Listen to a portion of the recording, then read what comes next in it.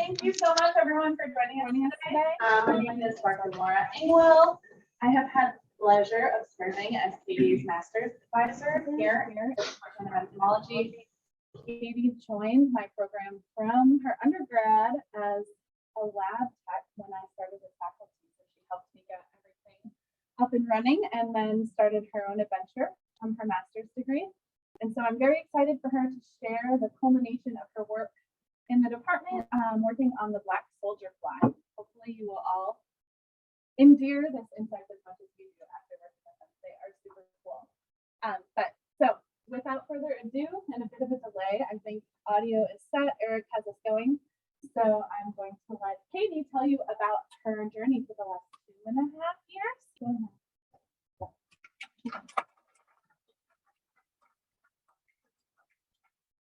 Hello, everybody. As Laura said, my name is Caydee Terrell. Today, we're going to be examining black soldier fly composting for urban ag specialty crop production. This project was primarily advised by Dr. Laura Engwell. So to give you a roadmap of the different things I'm going to talk about, first we'll get into an introduction, and then I'll describe the first part and the second part of my research, and then we'll finish up with some overall conclusions. So first, you might be asking yourself, what is a black soldier fly? Well, they're a true fly, meaning they're different. So they are holometabolists, so their life cycle is complete. So each stage looks different from the previous. So they start as an egg up here, and they take 3 days on average to hatch as a neonate. And then for the next 18 days, they will go through 6 instars. And it's important for them to eat as much material as they can in this time and store as many nutrients as they can, because for the next 23 days, they will not eat at all. So the next 17 days will be spent in the pupal stage, which is characterized by the darker pigmentation, the lack of movement, the thicker exoskeleton, and the hooked posterior end of the abdomen. From there, after those 17 days, the fly will burst out of the head capsule and emerge as an adult and spend the next 7 or 6 days on average working to reproduce, as they do not have a mouth, so they will die after that age, unless provided with sugar water, but their reproductive fitness falls off after the first 2 weeks. There are 2 major stages of interest, the first being the adult stage over here. As you can see, it has an interesting feature, which are these clear windows at the interior end of its abdomen. This is to help the fly mimic a wasp to deter predation, as they only have that week to live and lay eggs. The other stage is the larval stage. So as you can see here, they're covered in a soil kind of dirt substance. This is the residue that they're living in. So they are detritivores, meaning they eat dead and decaying organic matter. This is anything that's just carbon-based. So they break that down and turn it into usable soil or compost in this case.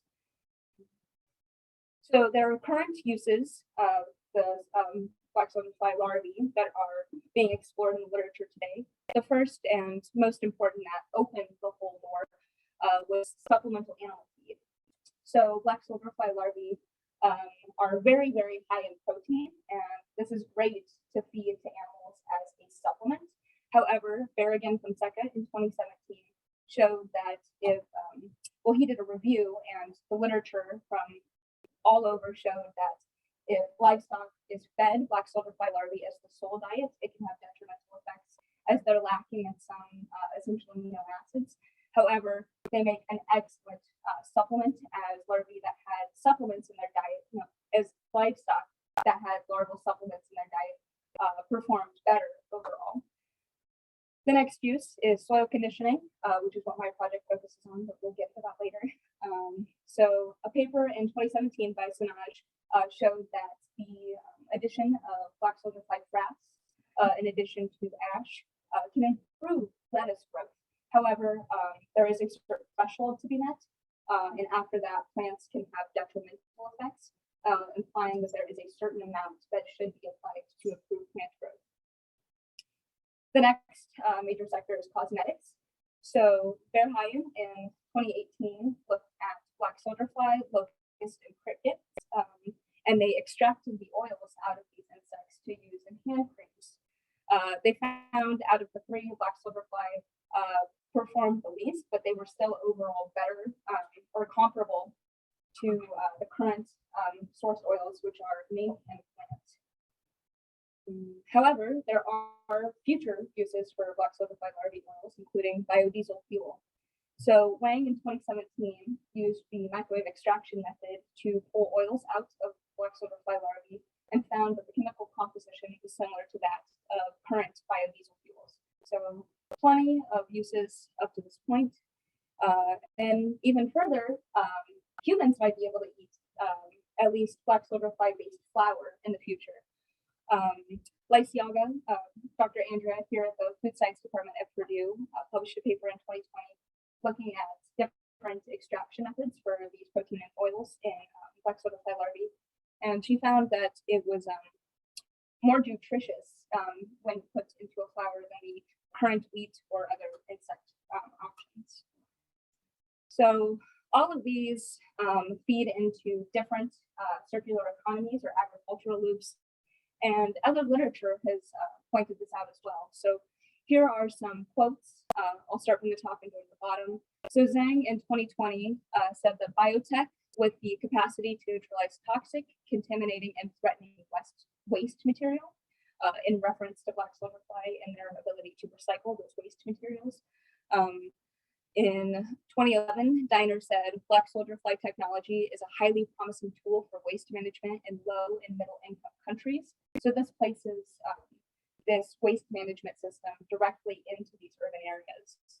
Quilliam in 2020 further supported this by saying black soldier-fly composting will have the greatest economic justification in peri-urban settings due to its co-location of the input supply and the potential black soldier-fly product demand. So this would be those waste streams coming in as an input into the system, and then the output would be either a black soldier-fly compost kind of material or the larvae themselves, as they are very high in protein. And then the last one from Berrigan Fonseca in 2017 said the use of black soldier-fly in low and middle income countries where temperatures and sunlight are well suited for the propagation of the species year-round offers small entrepreneurs the possibility of income generation without high investment costs. So black soldier-fly larvae present an excellent ending point for this for these circular economies in order for them to restart and get the whole thing going again. So this makes them an ideal urban ag compost addition, which is what my project focuses on.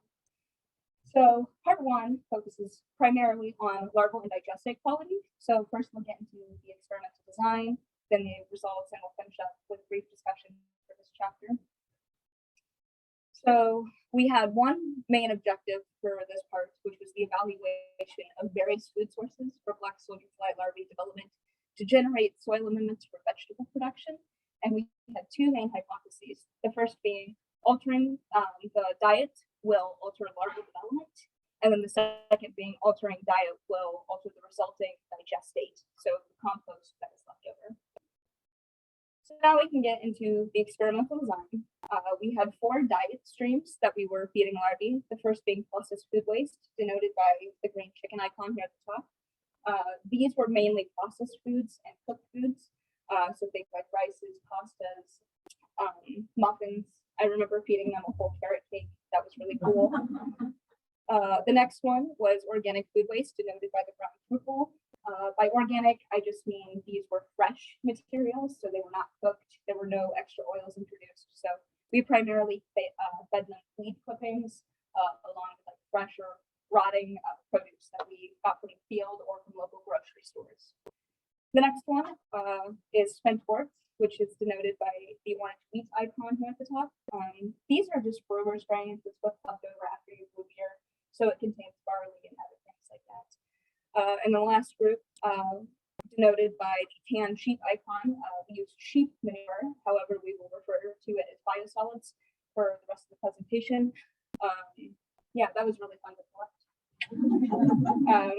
So we had 3 replicates of these diets over time. There were slight variations, but we'll get to that here in a second. And from these, we harvested larvae on a weekly basis and measured the length and then took the average weight of those 10 larvae.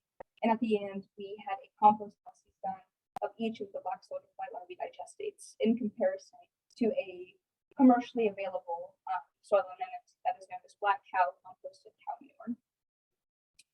So here is the first slide for larval development. We're looking at weight, which is denoted on the y-axis in grams. As you can see in Rep 1, there were overall positive trends over the week measurements that we were taking, the measurements, and we found that they had overall positive growth rates. However, these larvae were fed at a rate of 23 to 28 milligrams of food per larvae per day, which is interesting when comparing it to reps 2 and 3, which again were over a similar period of time, and we measured the weight as well. And we found that they had more stagnant trends, if not negative trends, or slightly negative. I do want to point out a difference between these. You'll notice that this graph has no error bars, but this one does. That's just because we're working with one source of data here, and we're working with 2 here, so it's taking the mean of these. So to make this a little bit clearer, we can look at the ending average weight of the larvae, and we can see that there were no statistical observable differences. However, there is potential for processed food waste to have a greater weight gain over time. So now we can get into larval length.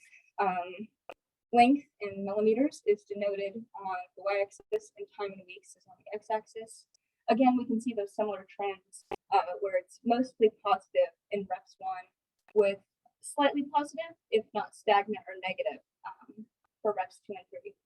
For this one, the line that is not positive is the spent work group, which is interesting. I'd like to come back to that here in a second. So this again just breaks the data down a little bit further. We're looking at the average ending length of the larvae, and it's broken up into different trials or replicates, as we saw significant differences between them. So the 2 major groups that I want to draw your attention to is the first trial in processed food waste. As you can see, it was the longest larvae overall, implying that it had more access to nitrogen to use in chitin synthesis. And the spent worked group here had potentially the lowest overall length, implying that the nitrogen that was available in the substrate was not in an accessible form to the larvae.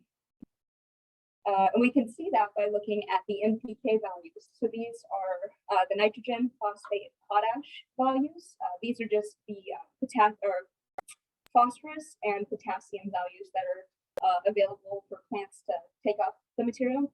And we can see that the spent work group had a really high amount of nitrogen. So those short larvae were an interesting observation. Additionally, processed food waste overall had the highest NPK values. These are values that you can typically expect in a homegrown compost without the addition of black soldier fly larvae. And the last thing I want to point out that's interesting for the black soldier fly digestates is this biosolid group. As you can see, it's pretty well rounded, and it's a little bit higher than some areas in other groups, which was interesting, and we didn't expect it, as this was already digested material. So it was cool to see the black soldier fly larvae either make those materials available, or it's just like leftover. That brings me to the discussion. So larval weight was not impacted by diet. There is some evidence from Bonelli in 2020 that this could be due to midgut adaptations in nutritionally low substrates. They described that larvae had longer microvilli in these poor nutritional substrates compared to those with high nutritional substrates. Larval length was impacted, with processed food waste being the longest. Again, I think this is a nitrogen or chitin synthesis issue. It's more available, and they're not solely focused on that fat storage like the spent work group is. And lastly, NPK and other micro and macronutrients of black soldier fly larvae digestate vary depending on larval diet. So there's a lot of room for variation when developing your own compost using black soldier fly larvae. So this brings me into a natural segue into looking at plant quality. Again, we'll be looking at the experimental design, the results, and the discussion. So opening up with the objectives, the main one that we had was looking at the application of black soldier fly larvae digestate to support urban specialty crop production, with the main hypothesis that there will be no differences between crop performances provided black soldier fly larvae soil amendments compared to other organic soil amendments. So here's the experimental design. We had 3 main soil amendment treatments, the first being black soldier fly larvae digestate.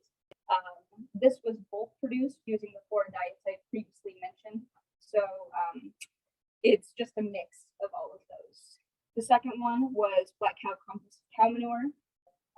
We had purchased 3 bags and had mixed it and applied it at the same rate that we did with the black soldier fly larvae digestate, and the last group was the control, so no soil amendment treatment was applied. I do want to point out that these were applied in a side dressing fashion. So for cucumber and tomato plants, we spread the bed cover out a little bit and put the soil amendment at the base of the plant and made sure it was spread out, expecting the nutrients to leach into the soil so the roots could access them. And then for the carrots, we dug a trench 6 inches away from the root and filled it with soil amendment and covered it back up, again, expecting the roots to get those nutrients through leaching.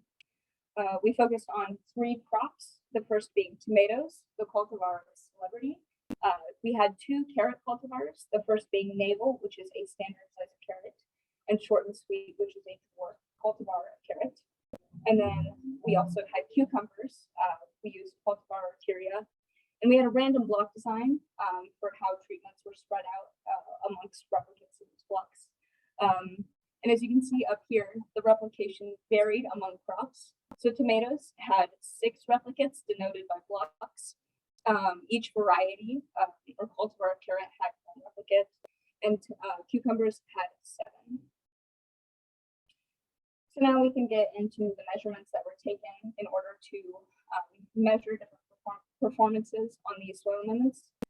So for every crop, we looked at height in centimeters, above ground and below ground biomass. So this is just the material after it's been dried and weighed, so you can see how much material the plant was able to utilize to build itself.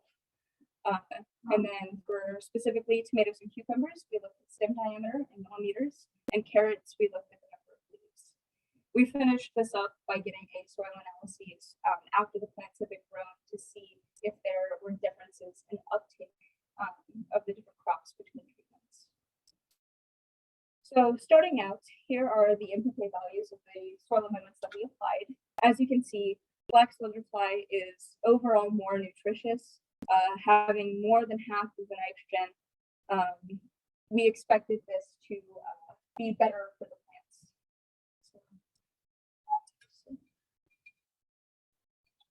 Now we can get into the plant growth data. So starting with tomatoes, we'll look at height and stem diameter. However, we're going to focus on one at a time. So the first is plant height.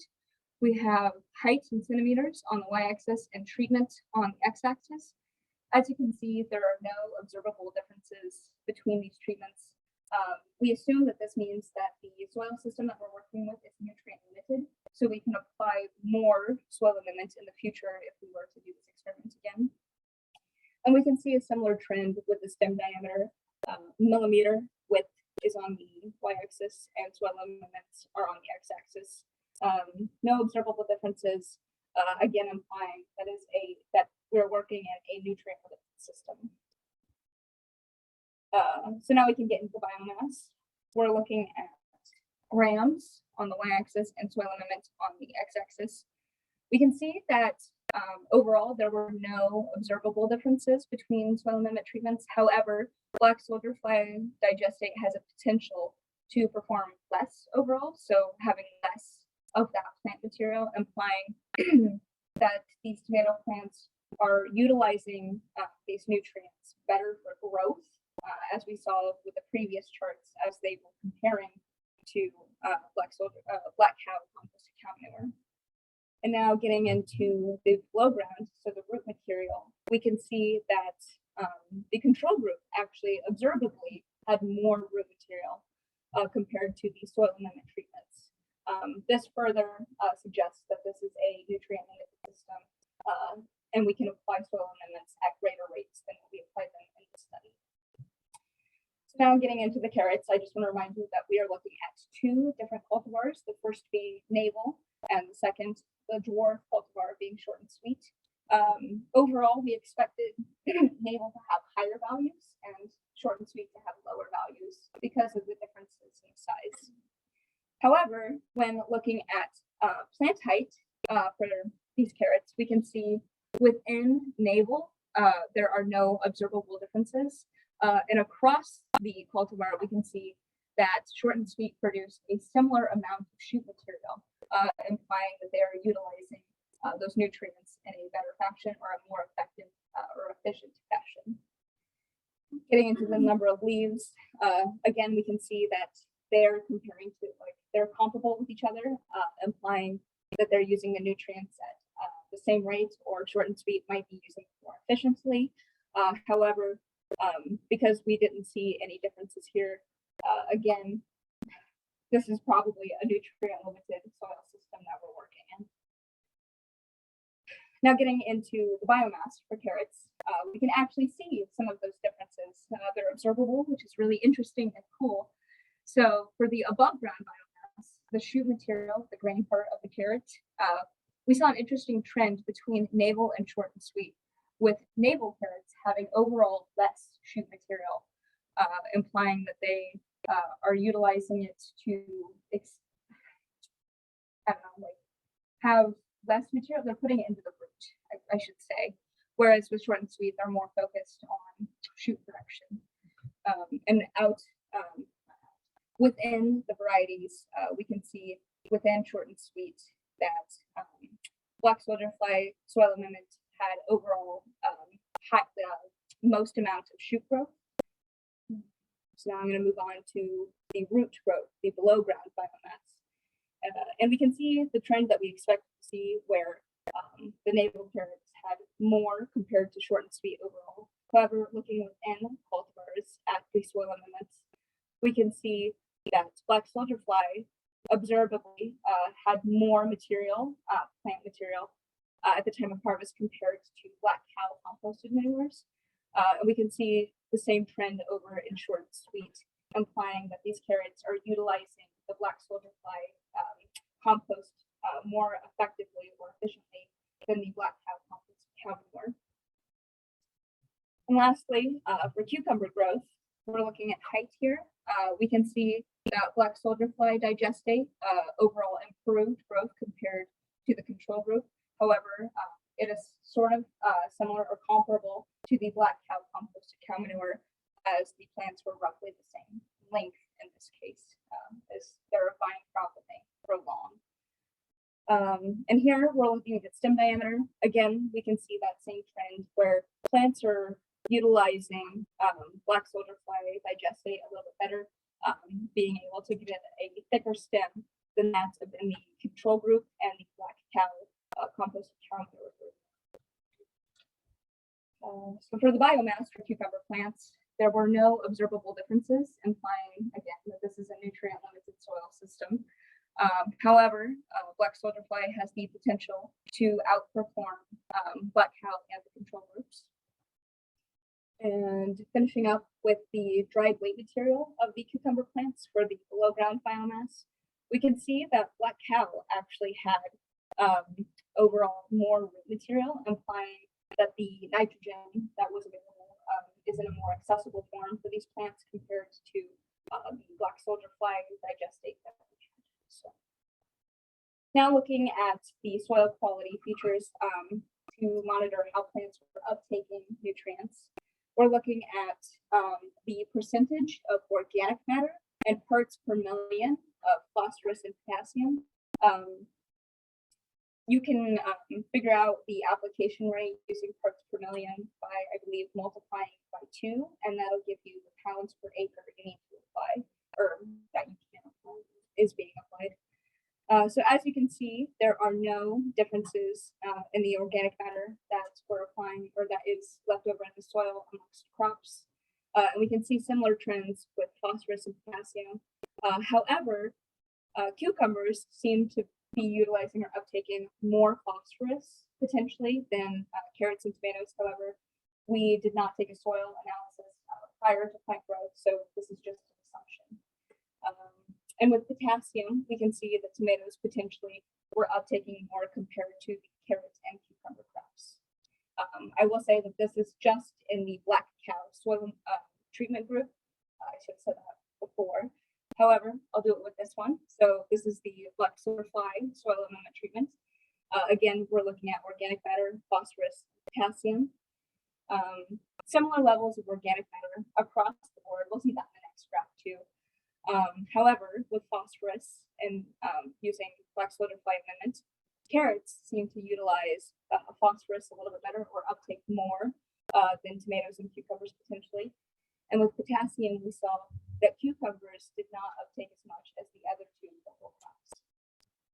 And then for the control group, overall, this was pretty even across the board. No observable differences. A similar amount of organic matter that was seen in the soil amendment groups, implying that we can definitely apply more compost at greater rates in the future than we did for the study.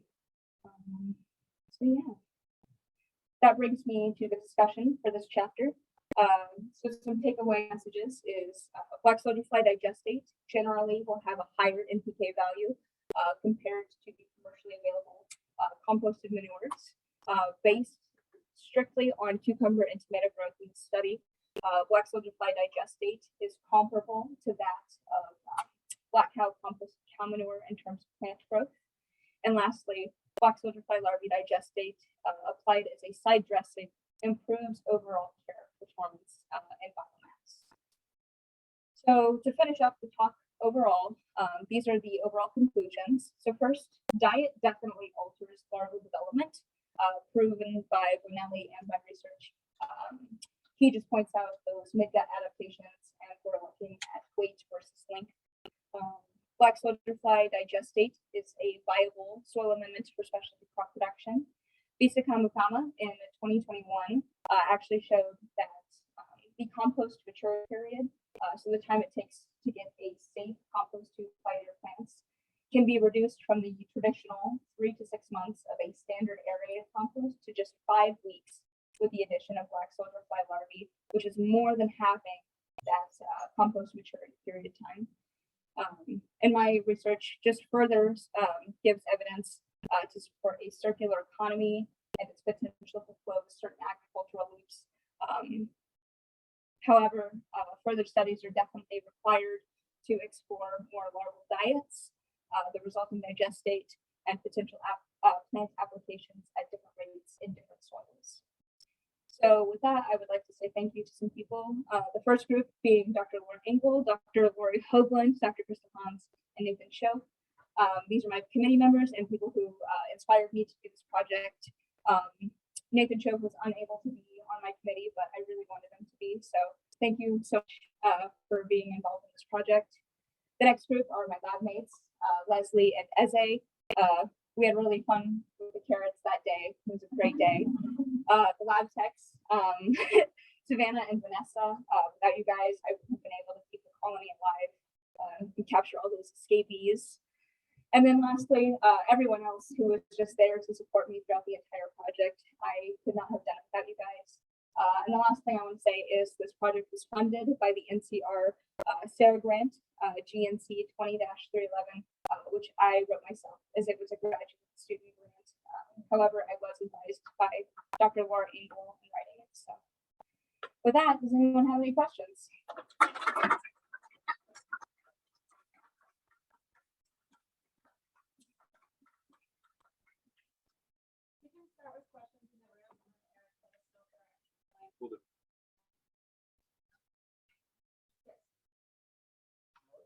Seem to run for a much longer period.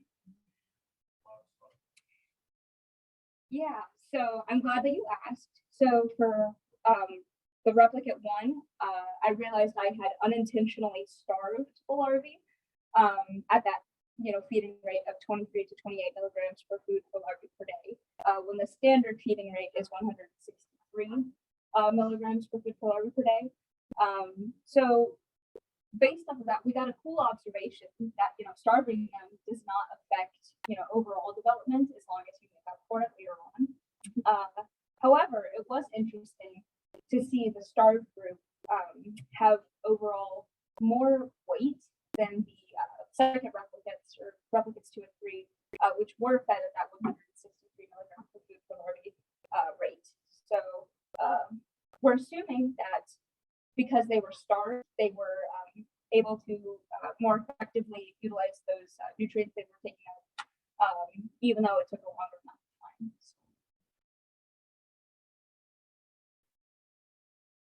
Yes. So I can see you're looking at the effects of raw. Do you have any idea as to mechanisms for some differences? Why there might be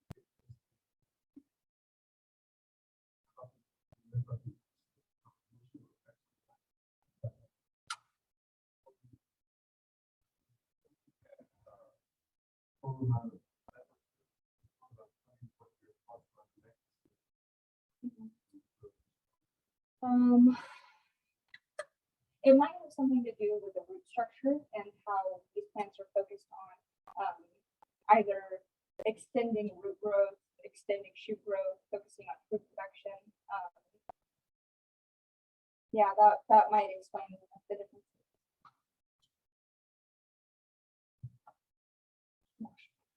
First, great presentation. So I really like this black soldier fly. They're really cool. Yeah, I talk about a lot about how one class is sociogram challenges because it solves so many problems. It has the potential to solve things like food waste, food insecurity, also entomology. And so, we talk a lot about food waste, and I was interested in where the food waste thing got to grocery stores. How open were they to share this, give you this food waste? So I only went to a few grocery stores. I believe I went to Fresh Time City Market over on Creasy Lane, and the Payless that is over by the mall on I believe Point or something. And when I asked them, I made sure that I was like, this is for feeding to larvae, and they were very open about giving out their produce. They just wanted to make sure that I wasn't eating the material myself. So as long as you're able to confirm that you are not eating this potentially rotten food. Yeah, it had some wilting. If you just took off like a layer of the cabbage, it would have been fine. But I understand why it's possible. And so when we think about these economies, do you see how scalable is this? And where do you see the end? Okay. Could you see having black soldier flies feed lots, feeding it to, pressing it into cakes, feeding those cakes to like aquaculture, using the oil? No, definitely. What will it take? What are the big benefits to scale? So the main obstacle to upping the scale to an industrial size would have to be the rearing process. From my experience, trying to rear the larvae strictly under artificial light is impossible or very, very hard. I only got them to produce viable eggs once under artificial light. However, after we had moved them into the greenhouse, the UV light was able to help them with that egg fertilization, which is really interesting. And it's reported in the literature early on. So being able to have large enough facilities that are able to encourage black soldier fly adult mating and oviposition. That's the biggest obstacle. We watched a video about folks who started stuff. Yeah. I played Marvin Gaye. Yeah. It was so hard. It was I think there's cool. something to that sound. Had special lighting. It was, yeah.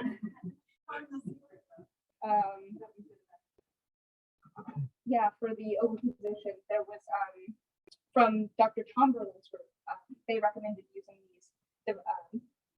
I don't want to say devices because it's not like techy, but they're like bait traps. So you take a bowl and you fill it with rotting food, and maybe like a few larvae because the adults like the smell of their young.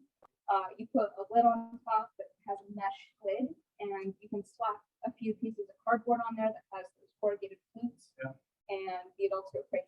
They love to lay their eggs in those. So that's how we were able to really trick them into getting us the most.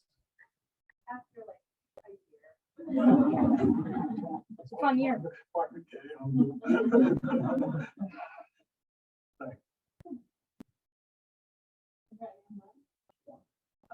you just read it? Yeah. We can pull it up there if you grab it. Okay. So Elizabeth Barnes says, what is the native range of the flies? And if they're not widespread, do you have any concerns about them escaping into the wild if their use was scaled up for composting? I realized I forgot to mention where the spread of these insects are. They are neotropic insects, so you can find them in Central and South America. That's where they're native to. However, because the adults are unable to eat and the larvae only focus on decaying matter, they don't pose a threat as a pest to humans. They don't spread diseases. And they're also found as far down as the tip of South America. They're in Africa. Certain studies are using them. I believe in Ghana is like where a lot of studies are being done. And they can be found as far north as Canada and Russia. So they're found everywhere, but they're a non-pest.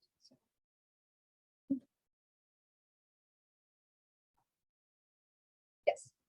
For the biosolids that you use, you mentioned having fun collecting them.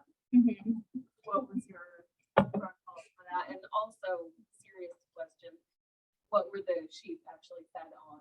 Okay. So, like, what was that? So I believe the sheep were fed on a standard like corn diet.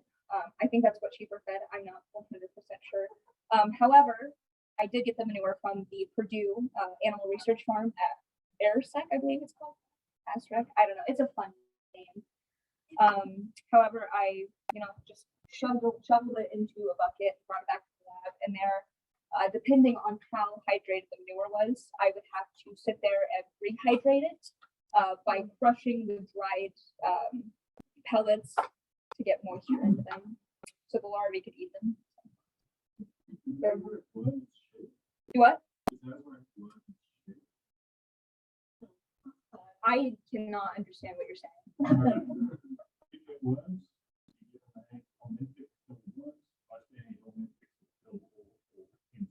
Okay. Okay. That might explain why those larvae died as much as they did.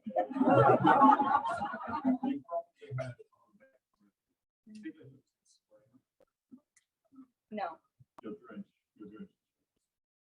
Okay. I will keep that in mind for the research.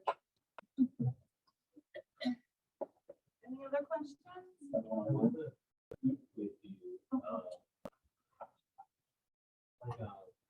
How do you control the different how nutritious the product Yeah. So we recorded the different types of food that were provided to these larvae, and we kept it a mind for how human nutrition works. So we tried to give them as well-rounded a diet as possible while staying in the confines of those defined diets.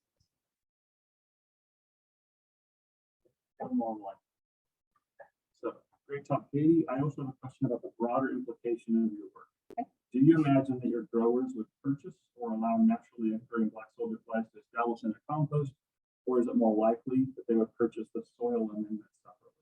Okay, that's a great question. So for the first part, there are black soldier flies that you can find in this area. However, they are not the most cold hardy species. So they're typically going to be best utilized in closer to around the equator, where it's warm around year round. The sun is out year round. However, in this area, I would recommend for year-round production, storing larvae in shed or something, just to get them away from the natural elements, just for those cold months. If you wanted to purchase larvae, that would probably be the easiest method, as in order to attract a native population, you might have competition with other flies. However, black soldier flies have been shown to repel housefly oviposition, so that's an interesting thing to keep in mind. And then for purchasing the compost flat out, that could be an option. However, I think it would just be easier to produce your own, but that's definitely one of those products that producers of black soldier fly larvae and the remaining substrate could definitely provide to people who are interested in the future.